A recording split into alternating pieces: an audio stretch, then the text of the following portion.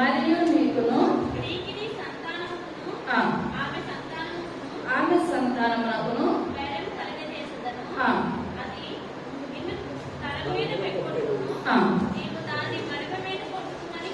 చాలు చిన్న ప్రార్థన చేస్తున్నాం.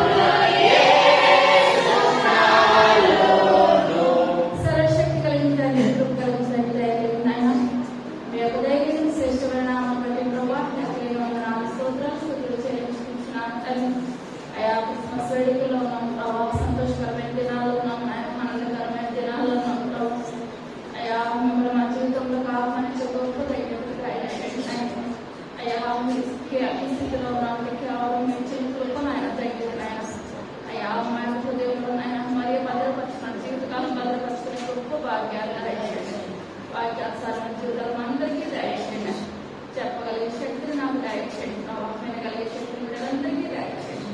వాక్యానుసారం జీవితాలు అందరికీ దయచేయండి. మేడం సరిగా రాకపోతే ఏసైనా అమ్మని పెట్టుకుంటున్నాము తండ్రి. చదవండి. మరియు నీకును స్త్రీని సంతానమునకు ఆమె సంతానమునకును వైరము కలుగజేసెదను. చాలా ఇక్కడ దేవదేవుడు మొట్టమొదటిగా ఆదాము సృష్టించినప్పుడు ఏదైతే పండు తినదన్నాడో అదే పండు ఆదాము తిన్నాడు. ఇప్పుడు దేవదేవుడు అంటున్నాడు, దేవుడే వచ్చి సాతాన్ని ఏం చేయాలి, తల చెట్ల కొట్టాలి. స్త్రీ ద్వారానే లోకంలోనికి వస్తాను, ఇప్పుడు వస్తాను అని పాత నిబంధన గ్రంథంలో దాదాపు 400 ప్రవచనాలు ఉన్నాయి. ఆయన చెప్పే ఈ లోకంలోనికి వచ్చారు. అకస్మాత్తుగా ఆయన ఏది కూడా ఈ లోకంలో చేయలేదు.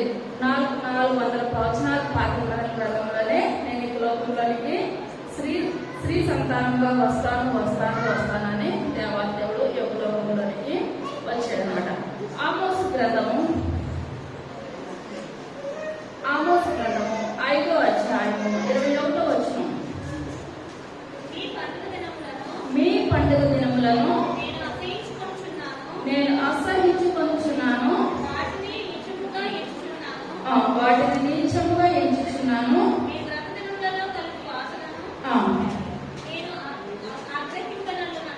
ఆగ్రహింపనలను నైవేద్యములను మీరు అర్పించినను నేను వాటిని అంగీకరింపను.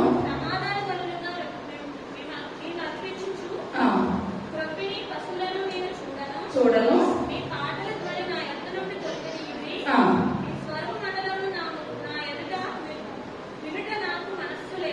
చాలు. ఇక్కడ దేవుడు మాట్లాడతారనమాట. ఏమనంటే ఇప్పుడు మనం పండుగ దినాలు ఉన్నామండి, పండుగ దినాలు ఉన్నాం. దేవుడు అంటున్నాడు, మీరు పండుగ చేసేటప్పుడు మీ పండుగ దినాలు నేను ఏమాత్రం కూడా ఆచరించను, అంగీకరించను. ఏసై పుట్టాడనే కదా పండుగ జరుపుకుంటాం. మన కుటుంబంలో మన బిడ్డలు మరొక సంవత్సరం జన్మదినం వచ్చిందని అంటే ఆ బిడ్డలు మనతో ఉంటే మనం సంతోషంగా పుట్టినరోజు వేడుకలు జరుపుకుంటాం.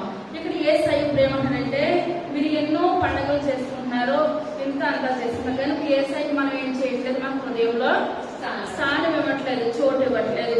మనం పండుగ జరుపుకుంటున్నాం అంటే ప్రతి ఒక్కరు కూడా ఆ యొక్క చుట్టాలనేంటి, బంధువులనేంటి, దైవజనులు పిలిచి మనం ఏం చేస్తాం, భోజనాలు పెట్టుకుంటాం.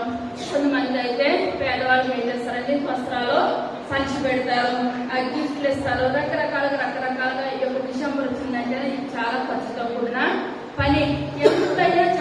ఎంతైనా చేస్తారు కానీ ఆ యొక్క చేసేటప్పుడు ప్రభావ నేను మీకు సరైన రీతిలో నేను ఈ యొక్క పండుగ జరుపుకుంటున్నానా లేదా, ఈ యొక్క పండుగ దినాల్లో మీరు మా దగ్గరికి వస్తున్నారా లేదా, మీకు నేను స్థానాన్ని ఇచ్చానా లేదా అన్నది మనం జ్ఞాపకం చేసుకోవాలి. మనం ఎంత జరుపుకున్నా దేవుడు మన హృదయంలో స్థానం ఇవ్వకపోతే అది ఏమాత్రం కూడా ప్రయోజనం లేదు. ఇక్కడ దేవుడు మాట్లాడుతున్నారు, మీరు బలులు ఇస్తున్నారు, నైవేద్యాలు ఇస్తున్నారు, ప్రతిదీ కూడా నాకు అర్పిస్తున్నారు, కానీ నేను ఏమి దాన్ని ఆగ్రహించను, నేను స్వీకరించను. మళ్ళీ మీరు పాటలు పాడుతున్నారంట. నేను ఎప్పుడో వచ్చి తొలగనీయుడి నాకు మనసు లేదు,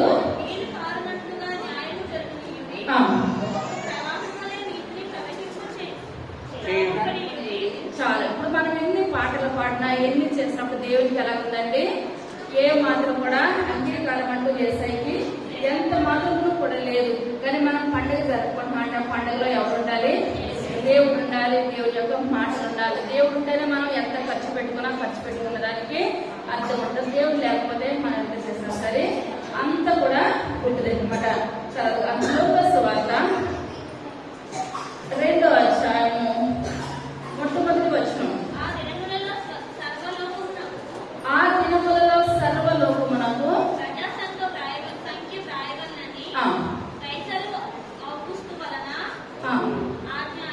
ఆజ్ఞాయను.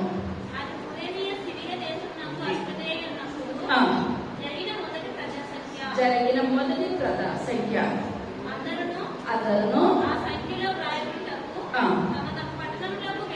తమ పట్టణములకు వెళ్ళి యేసేపు దావీదు వంశములోను పుట్టినవాడు కనుక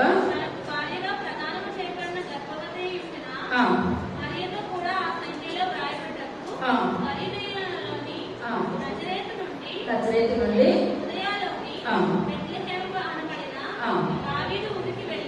చాలా. ఇక్కడ దేవాది దేవుడు ఈ యొక్క లోకంలో జన్మిస్తానికి మర్యాద ఏంటండి, ప్రసవ దినాలు నిండిపోయి అనమాట. ఆ యొక్క ప్రసవ దినాలు నిండిపోయినప్పుడు అక్కడ వచ్చింది ఏంటంటే కైసరు పెట్టాడు అనమాట. ఐగుప్తు వల్ల ఒక ఆజ్ఞ అయింది. మీరందరూ కూడా మీరు ఎక్కడికి వెళ్ళాలి, ఐగుప్తుకి యెరూషలేముకి వెళ్ళి మన యొక్క జనాభా లెక్క నమోదు చేసుకోవాలి. ఎవరు కూడా మీ ఊరిలో ఉండొద్దు, మీ పట్టణాల్లో ఉండొద్దు, ప్రతి ఒక్కరు కూడా వెళ్ళి మీరు అక్కడ ఏం చేయాలి, ప్రజా సంఖ్యలో మీరు మనం బ్రతుకున్నామంటే మనం ఏం చేయాలి, జనాభా లెక్కల్లో ఉండాలి. మీరు జనాభా లెక్కలో ఉండాలి కనుక వెళ్ళాలని చెప్పినప్పుడు అప్పుడు నెలలు నిండిన మరియమ్మ తల్లిని తీసుకొని యేసేపు ఏం చేస్తారంటే ఆ బెత్లెహేము వెళ్ళారనమాట. యెరూషలేము వెళ్ళారు. యెరూషలేము అక్కడికి వెళ్ళినప్పుడు ప్రసవ దినాలు నిండిపోయి కనుక ఆ యొక్క నిప్పులు వచ్చేసి ప్రసవ దినాలకి కుమారుడు పుట్టాడు.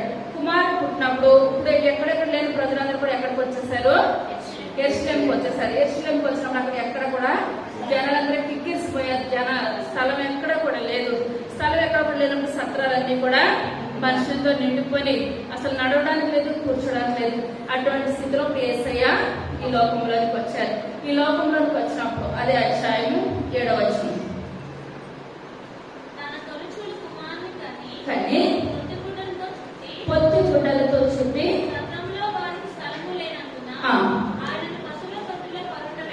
చాలా సత్రం లేదంటండి. కుమారుని పడుకోబెట్టి అంత స్థలం కూడా ఆయన ఎంత మాత్రము కూడా లేదు. పశువుల తొట్లో ఏం చేస్తారు, దేవాతి దేవుని లోకంలో పడుకోబెట్టారు. ఇప్పుడు ఎందువల్ల ఆయన పుట్టాలనంటే గొప్ప గొప్ప ధనవంతుల ఇళ్లలో, పెద్ద పెద్ద వాళ్ళ ఇళ్లలో పుట్టచ్చు. కానీ పెద్ద పెద్ద వాళ్ళ ఇళ్లలో పుడితే ఇప్పుడు మనలాంటి వాళ్ళకి వెళ్ళడానికి ఏ మాత్రం అవకాశం ఉండదు. ఇప్పుడు అక్కడ సత్రంలో పుట్టారు కనుక ఆ యొక్క చిన్న సత్రం ఎవరైనా రావచ్చు, వెళ్ళొచ్చు. ఇప్పుడు ఎందుకు పనికిరానటువంటి గొల్లలు వెళ్ళారు, జ్ఞానులు వెళ్ళారు. ప్రతి ఒక్కరు కూడా యేసయ్యను ఏం చేస్తారు, చూచారు, దర్శించారు. జ్ఞానులు వెళ్ళి బంగారము, గోళము, సాంబ్రాణి అర్పించారు. బంగారం దేని చూసినా చెప్పానంటే రాజకీయ, సాంబ్రాణి సువాసన. ఈ లోకంలో ఆయన సువాసన వెదజల్లడానికి ఈ లోకంలోకి వచ్చారు. గోళము చేదు. ఆయన శిలువ మీద బలియాగమైనప్పుడు ఆయన దాహం అంతప్పుడు ఆయన చేతిని చిరకటాయిస్తారు. బంగారం అంటే ఆయన రాజు, రాజులకు రాజు, ప్రభువులకు ప్రభు. ఇప్పుడు జ్ఞానులు ఏంటి, గొల్లలేంటి ఆయన్ని కొనియాడారు. కానీ అందరూ వెళ్ళారు. ఇంతమంది యేసయ్యని చూడడానికి వెళ్తున్నా సరే ఆ యొక్క సత్రంలో యజమాని ఒక్కసారి కూడా అక్కడే ఉన్నారు, కానీ యేసయ్యని చూడడానికి ఏమాత్రం కూడా రాలేదు. ఇప్పుడు మనం కూడా దేవుని సన్నిధిలోకి వచ్చాము, కూర్చున్నాం. మన జీవితంలో కూడా ఎవరిని ఆహ్వానించాలి? యేసయ్యని ఆహ్వానించాలి. సత్రం యజమానిలాగా ఉన్నామా, లేకపోతే మనం యేసయ్యని ఆహ్వానించే స్థితిలో ఉన్నామా? మనం ఏం చేసుకోవాలండి? పరీక్ష చేసుకోవాలి. ఇప్పుడు ప్రతి విషయంలోనూ కూడా దావీదు అంటున్నాడు అనమాట, నా యొక్క నోటు మాటలు, నా యొక్క హృదయ ధ్యానము మీకు అంగీకారము లగును గాక. మనం ఏది మాట్లాడినా సరే, ఏది చేసినా సరే ఎవరికి అంగీకారంగా ఉండాలి? దేవునికి అంగీకారంగా ఉన్నట్లయితే మన జీవితాలేంటి, మన బ్రతుకులేంటి, మన పెట్టుబడులు తరతరాలు దేవుని సన్నిధిలో జీవించబడతాము, ఆశీర్వదించబడతాం అనమాట. కరెక్ట్గా చూసుకున్నట్లయితే మొదటి సమూయేలు గ్రంథము 15వ అధ్యాయము 17వ వచనం.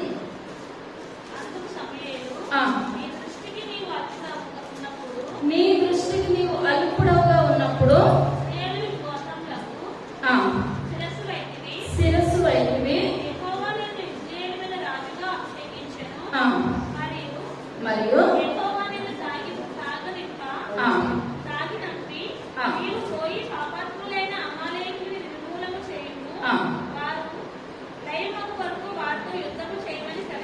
సెలవీయగా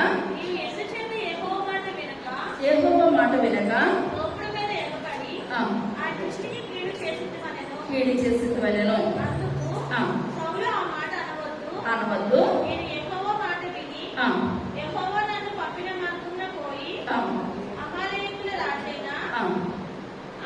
తీసుకుని వచ్చింది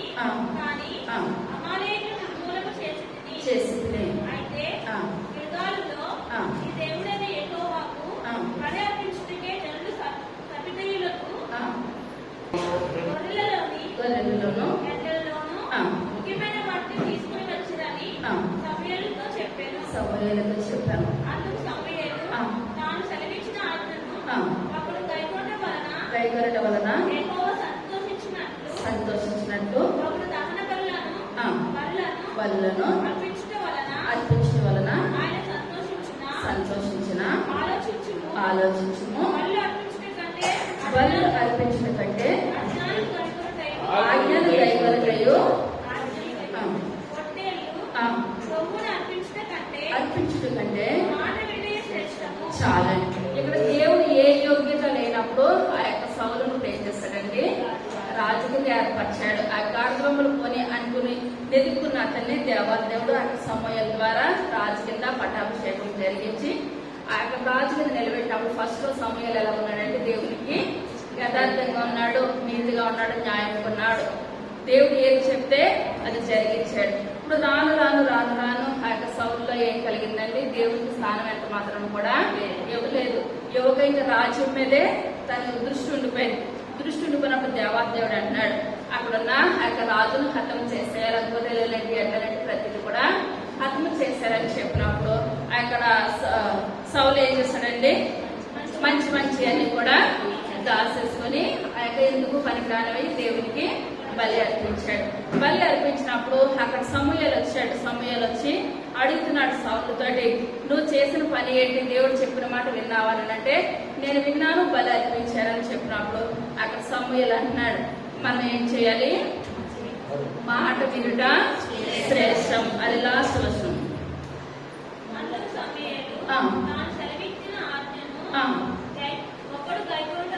ఒక్కడు గైకొనుట వలన యెహోవా సంతోషించినట్లు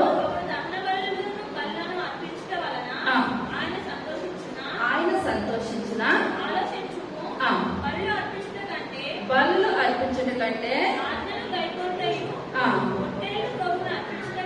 అర్పించట కంటే చాలా. మనం బలులు అర్పించడం కంటే ఏం చేయాలంట?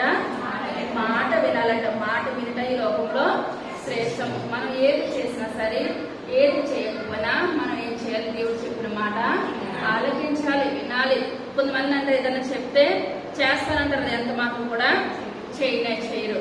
కనుక మనం ఏం చేయాలి? మాట వినట శ్రేష్టము. మనం దేవుని మందిరానికి వచ్చామంటే అన్యజనులు అర్పించినట్లుగా బలి అర్పించట కంటే సమీపించి ఆలకించట శ్రేష్టం. మనం ఆలకించాలి దేవుని సన్నిధిలో, మనము లోపడాలి దేవుని సన్నిధిలో. మనం జీవించినట్లయితే దేవుడికి మనకి సాంగత్యం ఉంటుంది. మన ప్రతి విషయంలో కూడా దేవుడు మనం దీవిస్తాడు, ఆశీర్వదిస్తాడు. తర్వాత హోషేయ గ్రంథము 6వ అధ్యాయము 4వ వచనం.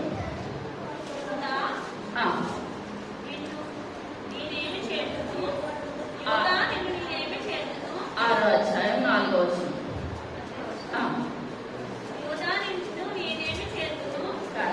ఎఫ్రాయిము చదువు.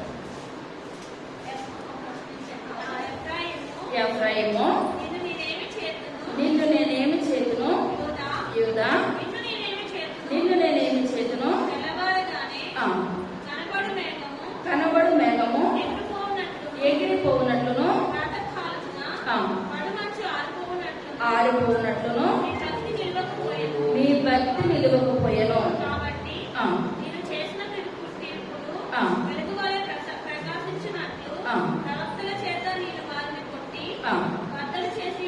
బద్దలు చేసి ఉన్నాను. చాలా ఇక్కడ దేవుడు ఇప్పుడు ఏమని మాట్లాడతాడంటే, మన భక్తి ఎలా ఉంటదంటే, ఆ యొక్క రాత్రి అంతా కూడా మంచు కురుస్తుంది. ఆ మంచు కురిసి సూర్యుడు తోడికి ఏమైపోద్దండి, మంచు కరిగిపోద్ది అనమాట. ఎందుకు పనికి రాక ఎండతోటి మంచు ఉంటది అంటారా? ఏ మాత్రం కూడా ఉండదు. అక్కడ తడి కూడా ఎంత మాత్రం కూడా ఉండదు. మన జీవితాలు మన భక్తి కూడా ఎలా ఉన్నాయంటే, ప్రాతः కాలం మందు కురిసిన మంచులాగా ఉంటున్నాయి. ఇప్పుడు మనం ఎప్పటి వరకు ఉండాలి మన భక్తి, మన జీవితాలు? మనం ఊపిరినంత సేపు కూడా దేవుని సన్నిధిలో ఒకే రకమైన జీవితం జీవించాలి. అప్పటికే ఇశ్రాయేలు ప్రజలు అప్పటికే దేవుని స్తుతించేవారు, అప్పటికే దేవుని సన్నిధి దేవుడు ఎవరు తెలవలేనంటే చేసేవారు. ఇప్పుడు కష్టం వచ్చినప్పుడు దేవుని అనేవారు, ప్రభా మమ్మల్ని రక్షించు, మమ్మల్ని రక్షించి మేము ఆ పని మేము చేయమని అనేవారు.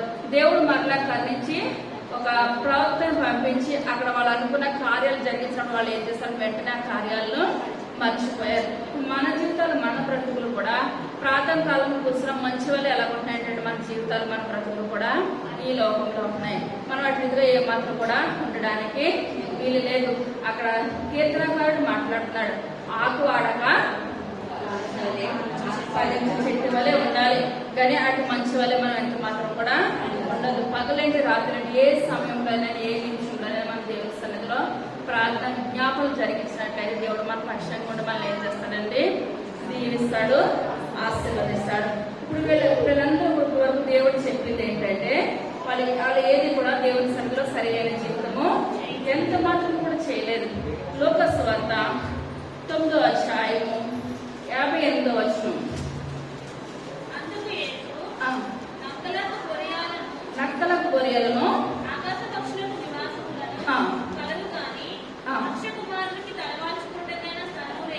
మనుష్య కుమారుడికి తలవాల్చుకున్నకైనాను స్థలము లేదని చాలా.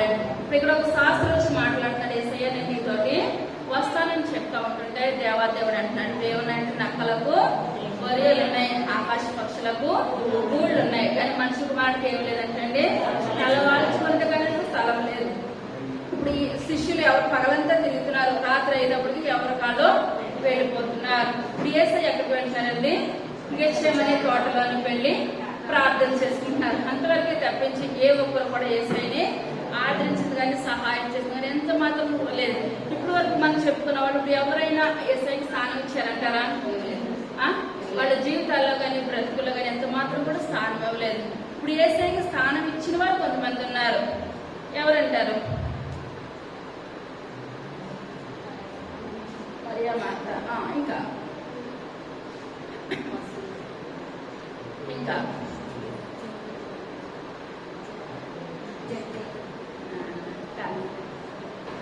ఆదికాండం 24-22.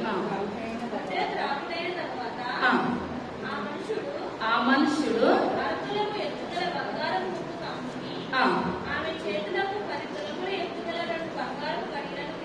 తీసి నీవు ఎవరి కుమార్తెవు, దయచేసి నాతో చెప్పుము. చాలా. ఇక్కడ చూసుకున్నట్లయితే ఇదే అధ్యాయము 24 మొదటి వచనం. బహుకాలం గడిచిన వృద్ధుడై ఉండెను,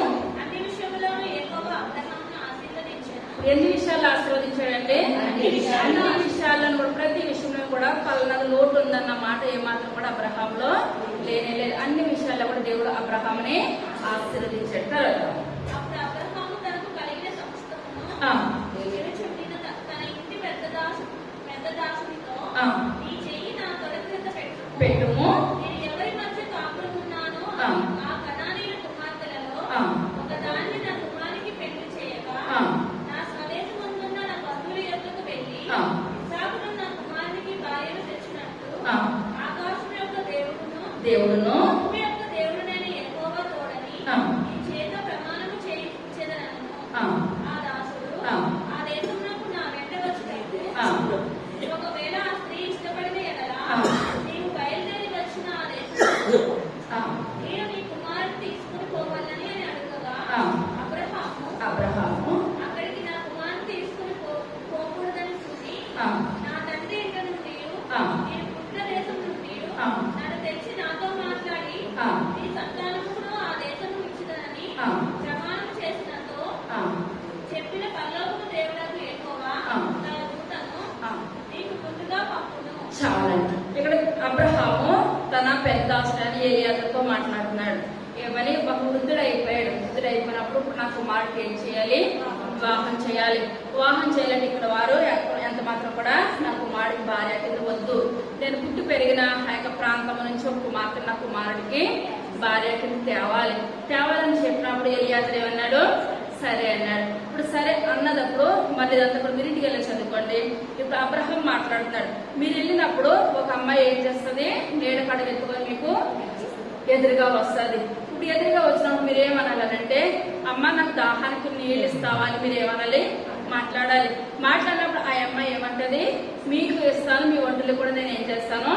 నీళ్లు చేతి పోస్తాను అని చెప్తుంది. ఏ కుమార్తె అయితే అలా చేస్తుందో ఆ కుమార్తె ఇప్పుడు ఎవరండి? నా కుమారుడికి ఇస్సాకుకు భార్య అని అబ్రహాం చెప్పి ఎలియాజరును పంపించినప్పుడు ఎలియాజరు కూడా అబ్రహాం దగ్గర చాలా నమ్మకంగా పనిచేస్తాడు. ఏదంటే అదే చేస్తాడు అనమాట. అది చేసినప్పుడు ఎలియాజరు వెళ్ళి బయలుదేరినప్పుడు అప్పుడు అబ్రహాం చెప్పిన ప్రాంతానికి వెళ్ళారు. ఆ ప్రాంతానికి వెళ్ళిన తర్వాత కడవ పట్టుకుని ఎవరు వస్తున్నారండి? రెబ్కా వస్తుంది. అప్పుడు రెబ్కా వస్తున్నప్పుడు ఎలియాజరు అంటున్నారు ఏమని? అమ్మ దాహానికి నీళ్లు పోస్తావా అని చెప్పినప్పుడు ఆమె అంటుంది మీకు పోస్తాను, మీ వంటలకు పోస్తాను. ఎప్పుడైతే ఆ మాట చెప్పిందో ఎలియాజరు ఏం చేస్తారంటండి? ఆ వంటల్ని మోకరింప చేసి ఆయన కూడా ఇప్పుడు ఏం చేస్తారు? మోకరించారు. ఎందువల్లంటే నా యొక్క దాసుడు చెప్పాడు. ఇప్పుడు అదే కుమార్తె ఇప్పుడు ఏం చేస్తున్నా? వంటలకు నీళ్లు చేరిపోయాలంటే మాటలు ఎంత మాత్రం కూడా కాదు, వంటలకి తాగుతూనే ఉంటాయి నీళ్ళు అనమాట. ఇప్పుడంతా చేయాలంటే చాలా టైం పడుతుంది. ఇప్పుడంతా రిస్క్ తీసుకోవాలి. కానీ కుమార్తె ఏమన్నదంటే రెబ్కా ఏమన్నది? ఇప్పుడు అబ్రహాం ఏ మాట అయితే దేవుడు అబ్రహాం నోటంటే పలికించాడో అదే మాట ఇక్కడ రెబ్కా అన్నారు. రెబ్కా అన్నదప్పుడు వెంటనే ఆ ముగ్గు కమ్మని పట్టుకొని వచ్చి ఎవరికి ఇచ్చారండి? ఎలియాజరు ఆ కుమార్తెకి ఇచ్చి ఇప్పుడు ఏమంటున్నారండి ఈయన? 23 వచ్చింది.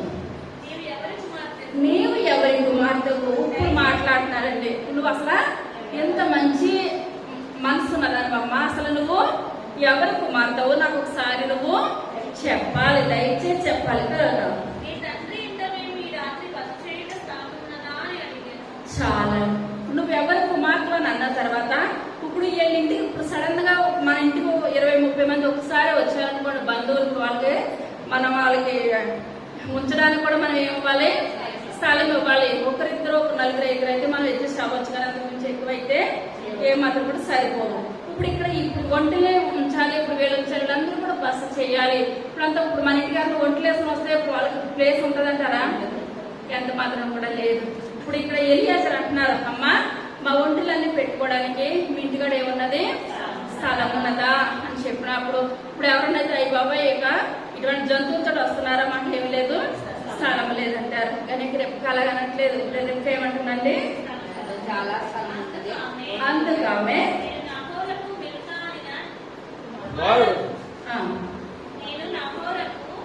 22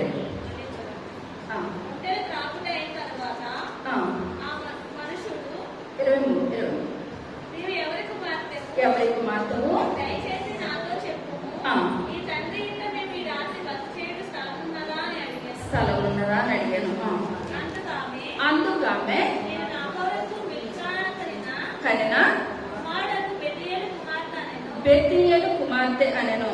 మరియు ఆమె మరియు ఆమె మా యొద్ద చాలా గట్టియు చాలా గట్టియు మేతయు మేతయు రాత్రి బస చేయుటకు స్థలమును ఆ, ఉన్నాయనగా ఆ మనుషుడు ఆ. తన తల వంచి యెహోవాకు మొక్కి, ఆ. అబ్రహామును నా యజమానునని దేవుడైన యెహోవా స్తుతింపబడును గాక. ఆ. ఆయన నా యజమానికి తన కృపను ఆ, తన సత్యమును చూపుట మానలేదు. మానలేదు. నేను నా త్రోవలో నుండగానే ఆ. యెహోవా యెహోవా నా యజమాని బంధువుల ఇంటికి నన్ను నడిపించినను. చాలండి. ఇప్పుడు అబ్రహాంకి ఏమవుతారు? బంధువులు అవుతారు. ఇప్పుడు ఈ కుమార్తెకు సరైన మాట చెప్పలేదు అనుకోండి, వీళ్ళకి ఆ ఇల్లు తెలవదు. నేను పలానా వాళ్ళ కుమార్తెను, మీ ఒంటరి ఉండడానికి ఉన్నది, మీరు ఉండడానికి కూడా ఉన్నది. ఈ రాత్రి వచ్చి మీరు ఏం చేయొచ్చు? మా ఇంటి దగ్గర బస చేయొచ్చు.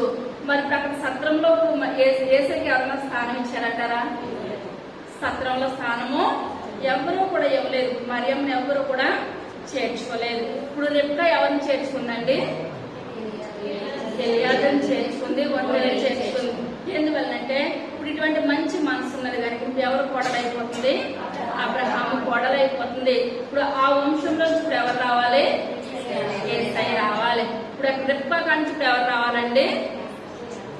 యేసయ్య రావాలి. ఇప్పుడు 12 గోత్రాల నుంచి యేసయ్య రావాలి. కనుక ఇటువంటి మంచి మనసు దేవుడు ఎవరికి ఇచ్చాడండి?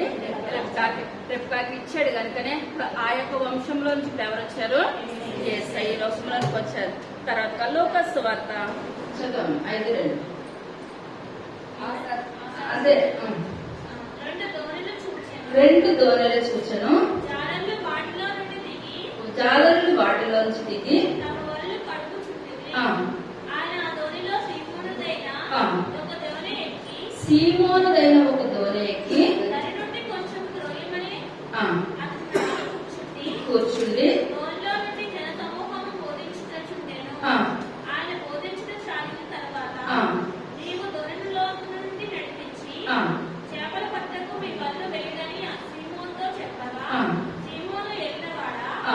రాత్రంతయు మేము ప్రయాసపడుతుంది కానీ ఇప్పుడు నేను రాత్రంతా ప్రయాసపడినప్పుడు యేసయ్య వారి దగ్గర ఉన్నారండి? ఏ మాత్రం కూడా లేదు.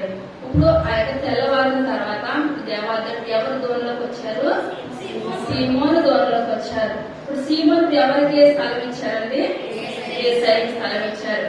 యేసయ్యకి స్థలం ఇచ్చిన తర్వాత ఇప్పుడు ఆ యొక్క దూరంలోకి ఎప్పుడైతే యేసయ్య వచ్చారో ఇప్పుడు యేసయ్య మాట్లాడుతున్నారు, సీమోను నువ్వు పలానా చోట నువ్వేం చేయాలి? వల వేయాలి. వల వేయాలని చెప్పినప్పుడు ఆ యొక్క సీమోను అంటున్నాడు, ప్రభా రాత్రంతా కూడా మేము ప్రయాసపడ్డాం కానీ మాకు ఏ మాత్రం కూడా చేపలు పడలేదు అని చెప్పినాడు. మరలా అంటున్నారు, ఏమని? నీ మాట చొప్పున మేము ఏం చేస్తాము? వలలు వేస్తాము. ఎప్పుడైతే యేసయ్య మాట చొప్పున వల వేస్తారో ఇప్పుడు ఏమైందండి? విస్తారమైన చేపలు ఆ వలలు పిగిలిపోవడానికి సిద్ధమైపోయింది. ఇప్పుడు సిద్ధమైపోయింది అనగా ఇప్పుడు ఆయన దోణిలోకి ఎవరు వస్తే వచ్చినాయని చేపలు? యేసయ్య వచ్చి యేసయ్యకి ఎప్పుడైతే సీమోను స్థానాన్ని ఇచ్చాడో ఆయన విస్తారమైన చేపలు అక్కడ పడి మన జీవితంలో కూడా మన బ్రతుకులను కూడా ఎప్పుడు కష్టాల్లోనూ కన్నీళ్ళలోనూ ఇరుకులోను ఇబ్బందులను ఉన్నాం అంటే మనం ఎవరికి స్థానం ఇవ్వట్లేదండి? యేసయ్యకి ఎంత మాత్రం కూడా స్థానం ఇవ్వట్లేదు. యేసయ్యకి స్థానం ఇవ్వకపోతే మన జీవితం కూడా రాత్రంతా జీవితకాలం అంతా కష్టపడతాం కానీ ఎక్కడ కష్టపడ్డాం అంటే మన బ్రతుకులు అంతంత మాత్రంలోనే మిగిలిపోతాయి. తర్వాత లూకా సువార్త 10వ అధ్యాయము 38వ వచనం. అక్కడ వారు ప్రయాణమైపోవచ్చుండగా ఆయన గ్రామంలో ప్రవేశించెను. తన ఇంట చేర్చుకొనెను.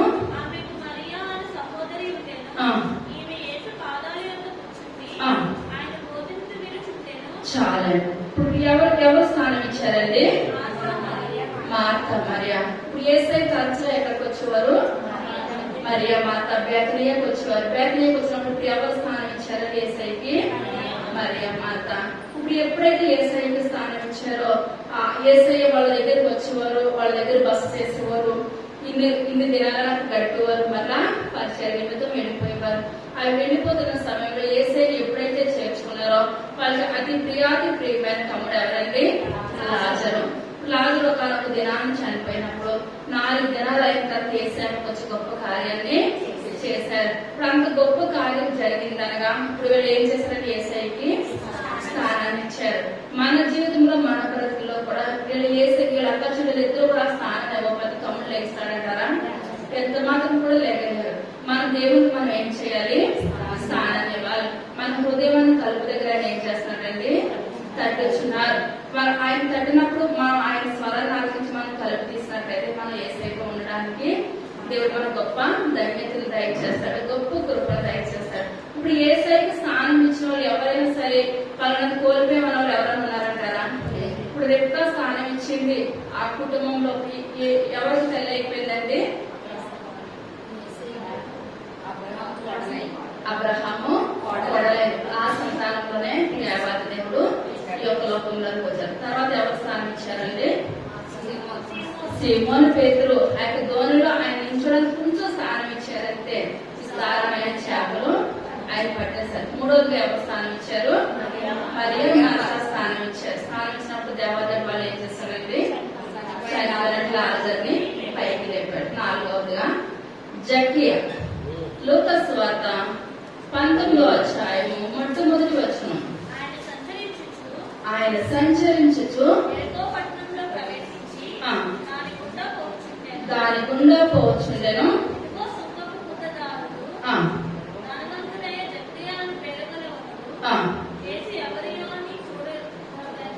చూడగోరెను. పొట్టివాడైనందున చూడలేకపోయాను. రానయుడను మేడి చెట్టు ఎక్కాను. కన్నులెత్తి చూచి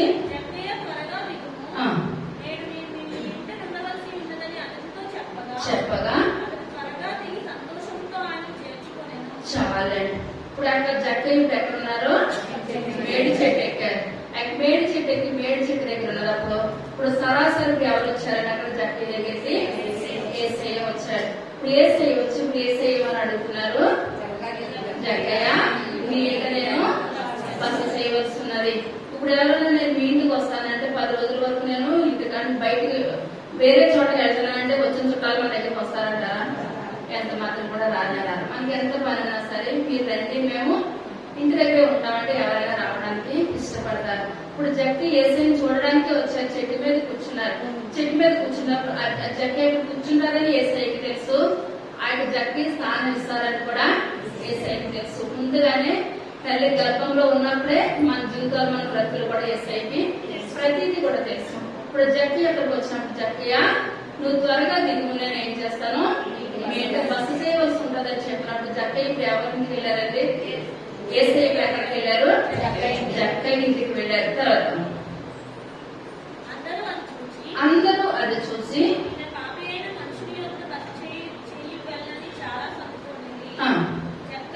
జక్కయ్య ఇదిగో ప్రభువా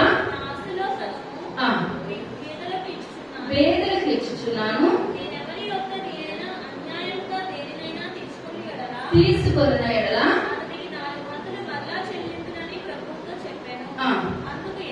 అందుకు యేసు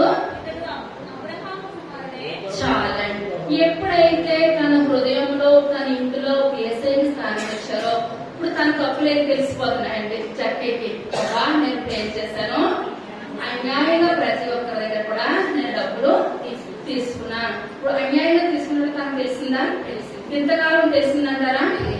తెలిసినట్టు తెలవలేనప్పుడు ఏం చేశాడు? తన జీవితాన్ని గడిపేసేశాడు. ఇప్పుడు ఎప్పుడైతే యేసయ్య తన హృదయంలో చేర్చుకున్నాడో జక్కయ్య హృదయంలో, ఇప్పుడు తనలోంచి ఏది తీసేయాలి? బయటికి పాపాన్ని తీసేయాలి, అబద్ధాన్ని తీసివేయాలి, మోసాన్ని తీసివేయాలి, ప్రతిదీ తీసివేయాలి. ఇప్పుడు తీసివేస్తాడు కనుకనే ఆయన యేసయ్య జక్కయ్య దగ్గరికి వచ్చాడు. ఇప్పుడు మన హృదయంలోని మన బ్రతుకులోని కూడా యేసయ్య మన దగ్గరికి రావాలంటే మనం ముందుగా మనం ఏం తీసేయాలండి? మన హృదయంలో పాపాన్ని తీసివేయాలి, ప్రతి ఒక్క ఆలోచన కూడా తీసివేయాలి. మన హృదయంలో తలంపు పుట్టక మునుపు ఆయనకు తెలుసు కనుక ప్రభావంలో చెడు ఆలోచన, చెడు మాటలు కానీ ఏది కూడా అన్యాయం మాటలు కానీ మన నోటంట రానివ్వద్దు. వ్యర్థమైన మాటలు ఏది కూడా మన నోటంట రానివ్వద్దు. యేసయ్యని ఎప్పుడైతే చేర్చుకున్నాడో ఇతరులు ఇతనే చెప్పి ఏసై వదొప్పు ఇదొప్పు అని అన్నారా? ఏమాత్రం అనలేదు. ప్రతి నోటంటూ జక్కి అంటున్నాడు, ప్రభా నేను ఎంతగానో అన్యాయంగా అందరి దగ్గర తీసుకున్నాను, దానికి ఎన్నొంతులు చెల్లిస్తాను, 4 వంతులు చెల్లించేస్తాను ప్రభా అని పశ్చాత్తాపం పడినప్పుడు ఏసై అన్నాడు, ఎవరు కుమారుడు? అబ్రహాము కుమారుడే. తర్వాత నేడు ఈ ఇంటికి రక్షణ వచ్చి ఉన్నది, నశించిన దానిని వెతికి రక్షించడకు. మనిషి కుమారుడు ఎక్కడికి వచ్చారండి? ఈ లోకంలోకి వచ్చారనమాట. ఇప్పుడు ఇటువంటి జక్కి లాంటి వాళ్ళు, మనకి లాంటి వాళ్ళు ఎక్కడ నశించిపోతున్న మనందరినీ రక్షించడానికి పరలోకం నుంచి ఎవరు వచ్చారు? దేవాది దేవుడు ఈ యొక్క లోకంలోకి వచ్చారు. ఇప్పుడు నేను అంటాను, ఇప్పుడు కూడా అబ్రహాం కుమారుడే. ఇప్పుడు నీ ఇంటికి ఏమొచ్చింది? రక్షణ వచ్చింది. ఇప్పుడు ఎప్పుడైతే ఏసైని చేర్చుకున్నారో మీలో అందరికీ ఏమంటున్నారో, పాపి అయినా మనిషిని అంటే బస్సు చేయడానికి పెడుతున్నారు. మీకు శాస్త్రం లేని పరిచయం లోకం అంతా కూడా ఇక ఏసై చేసిన తప్పులు పడటమే మన వృత్తి అయిపోయింది. కనుక ఏసైని చేర్చుకున్న తర్వాత ఏసై ఇంట్లో గొప్ప విందు జరిగిపోయింది. అయితే విందు జరుపుకున్నప్పుడు జక్కయ్య ఎంత కన్నుల పండగ క్రిస్మస్ చేసేసాడు. పక్కన వాళ్ళందరికీ భోజనాలు పెట్టి, బట్టలు పెట్టి, అన్ని పెట్టిన దాంట్లో ఏసై రకరకాల గృహంలోనూ ఏసయ్య ఉన్నారు. ఇప్పుడు మనం పండుగ దినాలు జరుపుకుంటున్నాం, ఆనందాలు జరుపుకుంటున్నాం, సంతోషాలు జరుపుకుంటున్నాం. ఇప్పుడు జక్కీలాగా మనం ఏం తీసేయాలంటే మనలో ఉన్న పాపాన్ని తీసివేయాలి. మనం ఇప్పుడు వాళ్ళకి వీళ్ళకి అయితే భోజనాల్లో లేదు, బట్టల్లో లేదు, ఎందులో కూడా లేదు. మనం ఎవరికి స్థానం ఇవ్వాలి? ఏసైకి స్థానం ఇవ్వాలి. ఎప్పుడైతే ఏసైకి స్థానం ఇచ్చారో వాళ్ళ జీవితాలు, వాళ్ళ కుటుంబాలు కూడా బహుగా ఆశీర్వదించబడి. ఈ యొక్క దినాన్ని స్థానం ఇచ్చిన వారు ఎవరెవరండి? మొట్టమొదటిగా రెబ్కా, సీమోను పేతురు, మరియా మాత, జక్కయ్య. ఇప్పుడు మనం ఎలా ఉండాలండి? వాళ్ళ నలుగురిలాగా ఉండాలంటారా? మనం వాళ్ళ నలుగురిలాగా మనం స్థానం ఇచ్చినట్టయితే దేవుడు మనల్ని ఏం చేస్తాడు? దీవిస్తాడు, ఆశీర్వదిస్తాడు. పరలోక రాజ్యంలో మనందరూ కూడా దేవుడు గొప్ప కృపను దయచేస్తాడు. చిన్న ప్రార్థన చేసుకుంది. సర్వశక్తి కలుగుతాడు, కృప కలుగుతాడు, దయగలిగిన ఆయన మీ యొక్క దైవం శ్రేష్టమైన నామాన్ని బట్టి వందనాలు, స్తోత్రాలు చెల్లించుకుంటున్నాను. మీరు లోకంలోకి వచ్చినట్టు ప్రభావ ఎవరు మీకు స్థానం ఇవ్వలేదు ఆయన. అయ్యా నాయన రెట్కా నాయన బాబు స్థానం ఇచ్చింది ప్రభావం. అయ్యా అబ్రహాం కోటలైపోయింది రాజా. అయ్యా పేదగా దాటుకుంటే కష్టపడ్డారు కానీ ఏది ప్రయోజనం లేదు. కానీ మీ మాట చొప్పున వాళ్ళు వేసినప్పుడు ఆయన దోనిలో మీకు స్థానం ఇచ్చినప్పుడు ప్రభావం విస్తారమైన చేపలు పట్టారు ప్రభావం. అయ్యా ఆయన 3వదిగా ప్రభా అయ్యా ఈ యొక్క లోకంలోకి నాయన మీరు నాయన మా మధ్యకు వచ్చి ప్రభావం. అయ్యా మీరు సంచరించిన మా అత్త మర్యాద కుటుంబం దగ్గరికి వచ్చారు. అయ్యా వాళ్ళిద్దరు అక్కడ జరిగిన మిమ్మల్ని ఆహ్వానించారు, ఆయన మిమ్మల్ని స్వీకరించారు. అయ్యా లాజర్ చనిపోయినప్పుడు మీరు లాజర్ లేపిన విధానం కూడా మీకు ఆలోచన.